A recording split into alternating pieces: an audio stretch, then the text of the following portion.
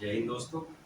स्वागत है आपका हमारे YouTube चैनल में। आज मैं एक नई वीडियो के साथ आपके सामने फिर से आया हूँ और ये एक नया टॉपिक है। इससे पहली वीडियो में मैंने एक टॉपिक बताया था लोकतंत्र। लोकतंत्र को मैंने प्री और मेंस दोनों के हिसाब से रिलेट करके बताया था कि आपको प्री में किस तरीके से वो सहायक होगा और मेंस में किस तरीके से सहायक होगा। इसी प्रकार से आज मैं जो टॉपिक लेके आ रहा हूँ उसका नाम है संविधान और संविधानवाद। इन दोनों में मैं आपको बताऊंगा मेनली होता क्या है और इसके बाद इसको बताऊंगा कि भारत के अंदर संविधान है या संविधानवाद है। फिर उसके बाद मैं आपको बताऊंगा कि जो संविधान और संविधानवाद होता है उसमें मेनली अंतर क्या होता है, क्योंकि अक्सर यूपीएससी यहाँ से बार बार क्वेश्चन आपसे जनरेट करती है। क्योंकि यूपीएससी का जो क्वेश्चन पूछने का तरीका होता है वो दो तरीके से होता है। एक तो उसका जो तरीका होता है वो ये होता है कि आप कॉन्सेप्चुअल पार्ट के आधार पे क्वेश्चन पूछे। दूसरा ये होता है कि आपसे जो सैद्धांतिक चीजें होती हैं उसके आधार पे क्वेश्चन पूछे। तो ये जो टॉपिक है हमारे सैद्धांतिक चीजों पे आधारित है। और इस टॉपिक में जो क्वेश्चन आता है यूपीएससी का वो होता है कि संविधान में क्या होता है कि विधि का शासन होता है, विधि के शासन के अनुसार किया जाता है, लोकतांत्रिक शासन होता है या मूल अधिकारों को प्रायोरिटी दी जाती है। इस तरीके के क्वेश्चन आपसे कहीं ना कहीं प्रीलिम्स में देखने को मिल जाते हैं। तो यही चीज को मैं क्या कर रहा हूँ इसी वीडियो में आपको समझाने की कोशिश करूंगा ताकि आपका प्रीलियम का जो सैद्धांतिक विषय है, जो सैद्धांतिक टॉपिक है, उसमें आप क्वेश्चन को बहुत अच्छे तरीके से सॉल्व कर पाओ। तो इस टॉपिक के बाद आपको इस टॉपिक में किसी भी तरीके की कोई कंफ्यूजन नहीं रहेगी। तो मैं स्टार्ट करता हूँ संविधान और संविधानवाद।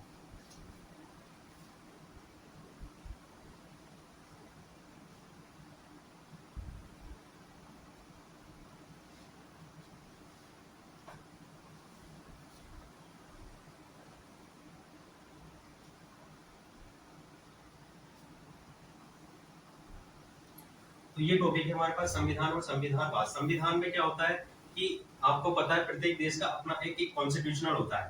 तो मेनली उस कॉन्स्टिट्यूशनल के हिसाब से आपको पता होगा कि वहां नियम कानून दस्तावेज उस संविधान के आधार पर चलाए जाते हैं। तो हर एक देश का अपना एक संविधान होता है। लेकिन ये संविधानवाद क्या होता है, ये आपको एक नया शब्द दिखाई दे रहा होगा। क्योंकि अक्सर क्या है, संविधान को हम नॉर्मली देखते हैं कि एक किताब है, बुक है। जैसे कि भारत के संविधान की अगर आप बात करोगे तो इसमें मूल संविधान, जिस समय भारत का मूल संविधान लिखा जा रहा था उस समय भारत में जो मूल संविधान था उसमें 395 अनुच्छेद थे और 22 भाग थे और उसके अंतर्गत 8 अनुसूचियां थी। ठीक है, तो उसी में क्या था, हमारा संविधान को मूल संविधान का प्रारूप तैयार किया गया था। और उसके बाद अगर हम वर्तमान में देखते हैं भारतीय संविधान में लगभग 445 अनुच्छेद हैं और 25 लगभग उसके भाग हैं और 12 अनुसूचियां उसके अंदर अंदर दी गई हैं। तो आपको ये संविधान का पूरा एक क्या दस्तावेज है जिसके अंतर्गत कि नियम कानून है, किस तरीके से शासन चलाना है, किस तरीके से शासन के अंतर्गत हमें नियम कानून मानने हैं, वो सारी संविधान के अंदर चीजें मेंशन की गई है।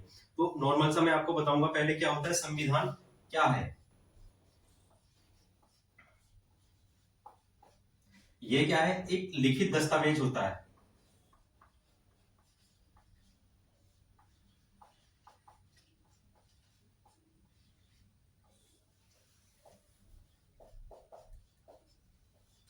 तो नॉर्मल सा अगर आप देखोगे, विधि का या कानून का एक ऐसा लिखित दस्तावेज होता है या एक ऐसा लिखित समूह होता है जिसको क्या है हम अपने एक पेपर के या किताब में किसी के रूप में भी क्या हो हम उसको लिख लेते हैं। तो नॉर्मल सा हम देखेंगे कि कानून का एक लिखित दस्तावेज को हम क्या कहते हैं, संविधान कहते हैं। इसके आधार पे क्या होता है, प्रत्येक देश अपने नियम कानून को या उस देश के शासन को चलाता है। दूसरा हमारे पास होता है संविधानवाद।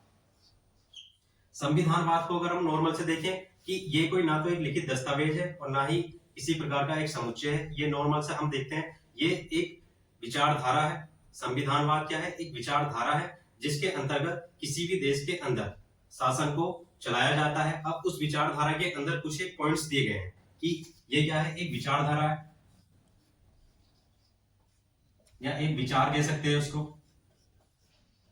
तो संविधानवाद एक विचार है। इस विचार के अंदर किसी भी देश के अंदर 3 या 4 चीजें क्या होती हैं, उपलब्ध होती हैं और उसी विचार के आधार पे क्या होता है उसको हम संविधानवाद बोल देते हैं। जैसे नॉर्मल सा हम देखेंगे, एक क्या होता है इसमें संविधान, संवैधानिक सरकार हो,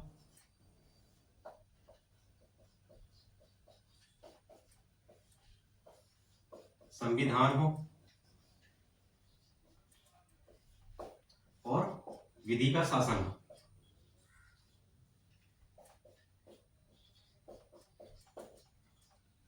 अब किसी भी देश, ये क्या है, संविधानवाद एक विचार है, और इस विचार, ये जो विचार है, इस विचार को क्या है, इन तीन पहलुओं के आधार पे विभाजित किया गया है। इन तीन पहलुओं के आधार पे हम कह सकते हैं ये क्या है, उस देश का वाद है, और इसी को हमने क्या बोलते हैं, ये क्या है, संविधानवाद है। तो ये तीन वाद के आधार पे इस विचार को हमने क्या किया, संविधानवाद बोल दिया है। तो संविधानवाद क्या है, एक विचार है जो इन तीन उपकरणों को क्या करता है, फॉलो करता है। अगर किसी देश के अंदर इस तरीके के तीन उपकरण के आधार पर शासन चलाया जा रहा है, शासन चलाने की प्रवृत्ति, सरकार चलाने की प्रवृत्ति, उसको हम क्या बोल देते हैं, संविधान बोल देते हैं। तो संविधानवाद में हमें क्या है, ये तीन उपकरण दिखाई देते हैं। पहले हम इनका मीनिंग समझ लेते हैं कि संवैधानिक सरकार क्या होती है। संवैधानिक सरकार वह सरकार होती है जो संविधान के अनुसार कार्य करती है, यानी कि वहां शासक की सर्वोच्चता नहीं होती है, वहां विधि की या संविधान की सर्वोच्चता होती है। उसे क्या बोल देते हैं, संवैधानिक सरकार। और ये सरकार क्या करती है, संविधान के अनुसार, यानी कि उसमें जो विधि लिखित है उस विधि के अनुसार क्या करती है, शासन चलाती है। दूसरा हमारे पास क्या था, संविधान। ये संविधान मैंने बताई दिया आपको क्या होता है, लिखित दस्तावेज होता है, तो ये किसी भी देश में हो सकता है। तीसरा मैंने विधि का शासन। विधि के शासन में क्या होता है, या शासक की सर्वोच्चता नहीं होती, या विधि की सर्वोच्चता होती है। मान लिया कि मैंने फंडामेंटल राइट से संबंधित कोई नियम कानून बनाया है, और हमारे देश के प्रधानमंत्री उस नियम कानून को क्या है, अपने अनुसार चलाना चाहते हैं, तो वहां शासक क्या होगा, अपनी मनमानी करने की कोशिश करेगा। तो वो मनमानी क्या होगी, संविधान के अनुसार क्या हो जाएगी, गलत हो जाएगी, क्योंकि यहाँ क्या है, विधि का शासन है, और विधि में लिखा हुआ है कि हमें फंडामेंटल राइट या मूल अधिकारों को इन आधारों पर चलाना चाहिए। तो वो क्या हो जाएगा, विधि का शासन। यानी विधि के शासन के अनुसार ही, चाहे वो राष्ट्रपति हो, प्रधानमंत्री हो, मुख्यमंत्री हो, या प्रशासन का कोई भी अधिकारी हो, वो सब क्या करेंगे, विधि के अनुसार ही क्या करेंगे, शासन को संचालित करेंगे। तो वो क्या हो जाता है, विधि का शासन। तो नॉर्मल सा आपको समझ में आया होगा कि संविधान क्या होता है और संविधानवाद क्या होता है। अब हम इन दोनों में देखेंगे बेसिकली अंतर क्या होता है।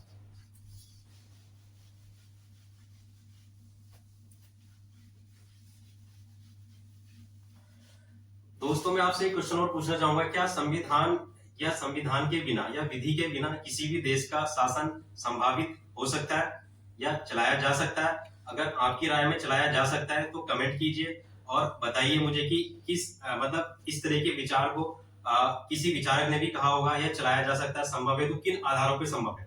तो कमेंट में इस चीज का मुझे क्वेश्चन आपसे मतलब आंसर बताइए कि चलाया जा सकता है या नहीं चलाया जा सकता। तो अब हम देखेंगे संविधानवाद और संविधान में क्या अंतर है। ठीक है, तो पहला क्या होता है, संविधान। तो संविधान क्या होता है, किसी भी राष्ट्र में ये हो सकता है। मान ले किसी भी देश, XYZ कोई भी देश हो, उसका अपना एक संविधान हो सकता है। तो हमारा जो मेन पॉइंट हो जाएगा, किसी भी देश में हो सकता है।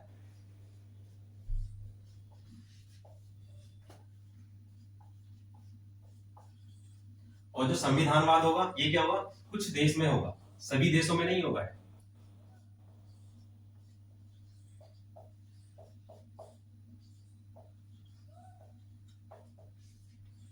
और ये किसी देश में हो सकता है और ये कुछ देशों में हो सकता है। ठीक है, और इसमें क्या होगा, दूसरा पॉइंट क्या हो जाएगा इसमें, कि ये केवल गैर लोकतांत्रिक देशों में होगा, और ये क्या होगा, लोकतांत्रिक देशों में हो जाएगा। तो यहाँ क्या होगा,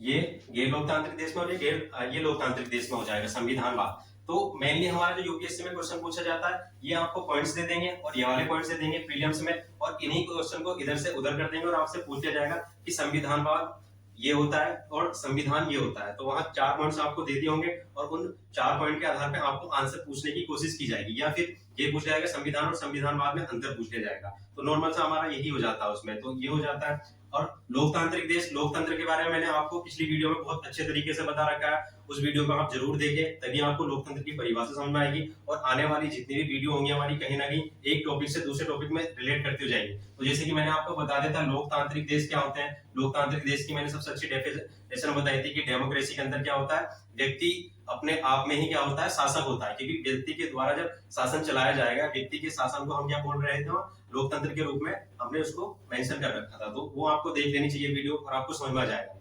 इसमें तीसरा क्या होता है, ये गैर लोकतांत्रिक देश में हो गए। जैसे आप अगर इसका सबसे अच्छा एग्जांपल देखोगे, यूएई, यूनाइटेड अरब अमीरात, वहां क्या है कि एक गैर लोकतांत्रिक देश है और वहां पे क्या है, इस चीज को वे लोकतांत्रिक देश में संविधान है और वो अपने अनुसार ही शासक की चलाया जाता है। दूसरा क्या है, अगर हम लोकतांत्रिक देश जैसे भारत देख लेते हैं, हम यूएसए देख लेते हैं,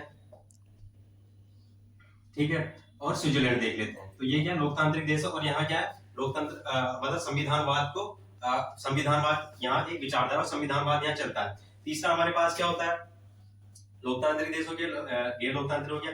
यहाँ क्या होता है कि शासक की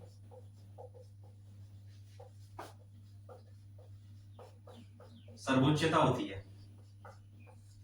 शासक यहाँ क्या करता है कि शासक संविधान को अपने अनुसार चलाता है, अपने अनुसार ही वो नियम कानून बनाएगा, अपने अनुसार ही क्या करेगा, उसकी कोई भी नियम कानून बनाने आपके, जैसे आपने सुना होगा किम जोंग के बारे में, आपने सुना होगा नॉर्थ कोरिया में, वहां क्या संविधान है लेकिन शासक क्या है अपनी सर्वोच्चता के आधार पर क्या नियम कानून बनाता है। अगर किसी व्यक्ति को बाल रखने हैं तो अगर शासक चाहेगा तो बाल रखेगा, अगर बाल नहीं रखने हैं तो बाल नहीं रख पाएगा। इस तरह की क्या होती है, वह सर्वोच्चता होती है। लेकिन जो संविधानवाद होता है वहां क्या होती है, विधि की या संविधान की सर्वोच्चता होगी।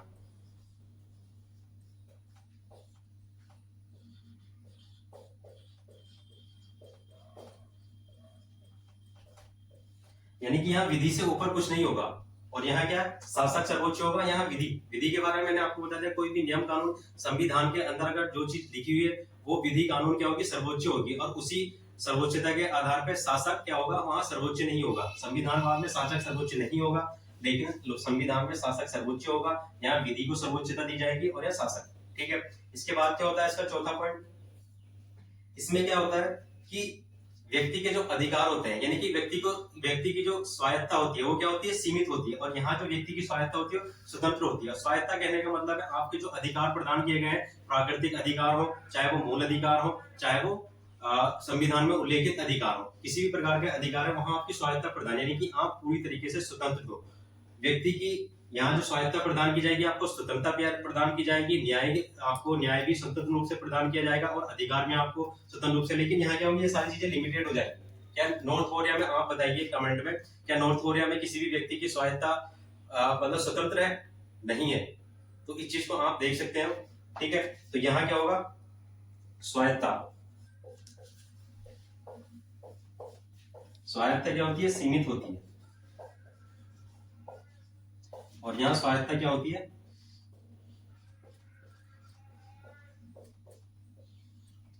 स्वतंत्र होती है।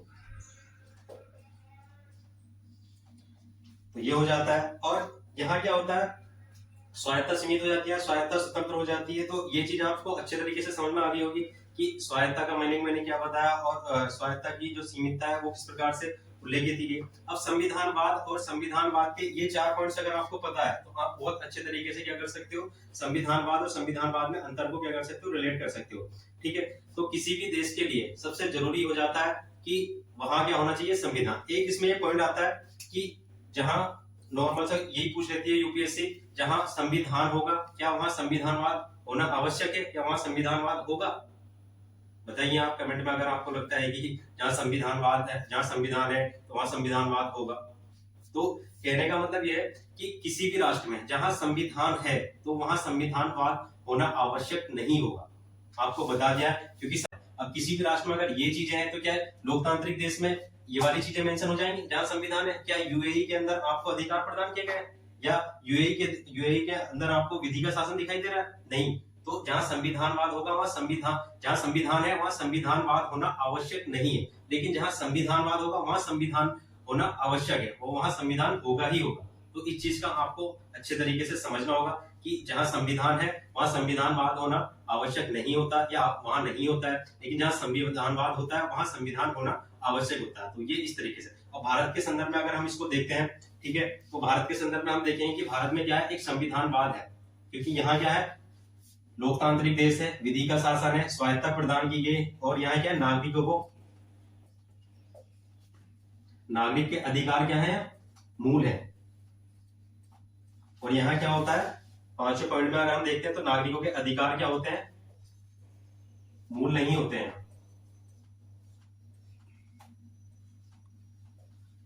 ठीक है। तो यहाँ अगर हम देखें तो यहाँ नागरिकों के अधिकार है, तो भारत के अंदर ये सारी ही चीजें आपको दिखाई देगी। यहाँ क्या है, संविधान है देश के अंदर, लोकतांत्रिक देश है, विधि का शासन है, स्वायत्ता है, न्यायपालिका की स्वायत्ता अपने आप में होती है, ठीक है, और लोक व्यक्ति की स्वायत्ता अपने आप में होती है, और वैसे ही नागरिकों को मूल अधिकार प्रदान किए गए। तो ये सारी हम चीजें अगर भारत के संदर्भ में भी देखते हैं तो भारत में क्या है, संविधानवाद की क्या है, एक विचारधारा है। तो अब मैं आपको बताऊंगा कि ये जो हमारा क्वेश्चन बनेगा यहाँ प्रीलिम में अगर मैं आपको बताऊं क्वेश्चन की बात,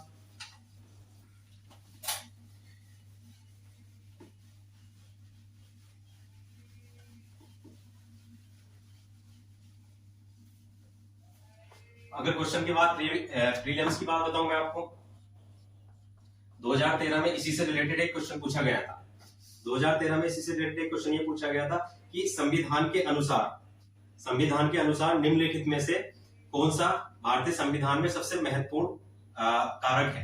तो ये चीज उसने पूछी गई थी 2013 का, आप क्वेश्चन उठा के देखना, उसमें लिखा है कि संविधान के अनुसार निम्नलिखित में सबसे शासन चलाने के लिए सबसे महत्वपूर्ण क्या है।